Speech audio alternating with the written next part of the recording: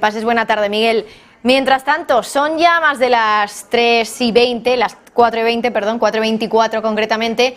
Han pasado 24 minutos desde que en Wall Street también pesa un dato, que es el de pedidos de fábrica. Como siempre, Javier del Valle, al pie del cañón también con esos datos macro. ¿Qué es lo que ha ocurrido con esos pedidos de fábrica en Estados Unidos? Buenas tardes, Marta. Efectivamente, pedidos de fábrica en Estados Unidos y pedidos de bienes duraderos también en Estados Unidos. ¿Qué podemos mirar de los pedidos de fábrica? Tengo el gráfico en pantalla para que veamos que por primera vez desde octubre de 2020 el cambio interanual de los pedidos a fábrica en Estados Unidos entra en territorio contractivo, entra en un cambio negativo año a año. En concreto, el dato sería menos 1%, ese sería el cambio ahora mismo de los pedidos de fábrica en Estados Unidos si lo miramos y lo comparamos con los pedidos del año pasado.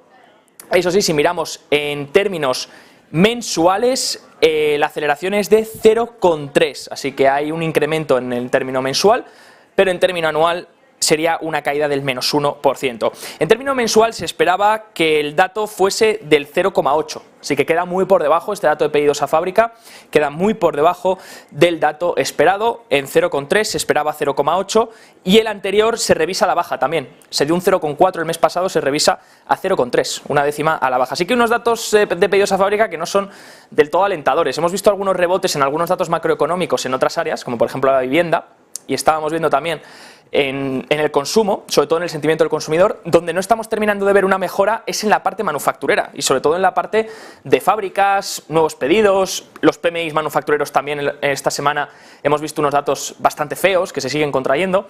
En general esa parte de la economía, la parte industrial, la parte más manufacturera sigue todavía bastante tocada, Marta. De hecho, si excluimos, fíjense en este gráfico interesante, lo que hace es excluir la parte de transportes dentro de los pedidos a fábrica, porque es la parte que todavía se mantiene más caliente, sobre todo la parte de transporte aéreo.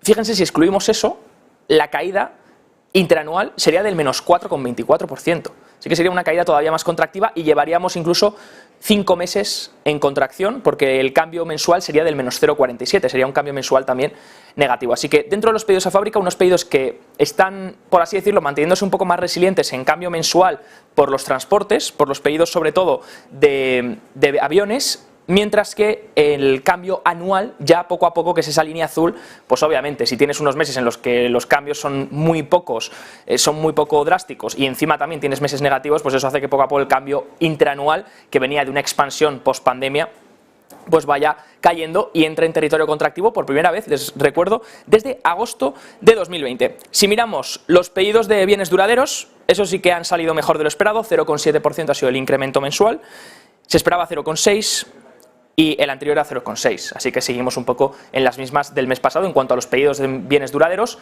Los pedidos a fábrica siguen siendo bastante débiles y así lo informaba el PMI manufacturero, Marta, y como nos dijeron desde el chair del ISM, todavía las fábricas están un poco sufriendo la falta de demanda.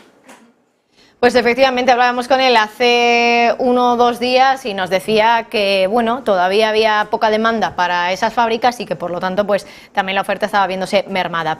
Antes de nada, vamos a volver al mercado porque queremos